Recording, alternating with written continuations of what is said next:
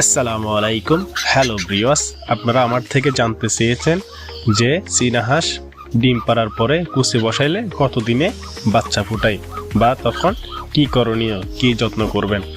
তো আমি সম্পূর্ণ বিস্তারিত এই ভিডিওতে তুলে ধরবো ইনশাআল্লাহ। তো আশা করি আমার ভিডিওটি আপনারা সম্পূর্ণ দেখবেন। প্রথমত আলোচনা করা যাক, আপনার হাঁস ডিম পাড়ার সময় হলে আপনি হাঁসের যত্ন কিভাবে নেবেন। চলুন মূল আলোচনায় যাওয়া যাক। চীনা হাঁস সাধারণত 6 থেকে 7 মাস বয়সে ডিম পাড়া শুরু করে।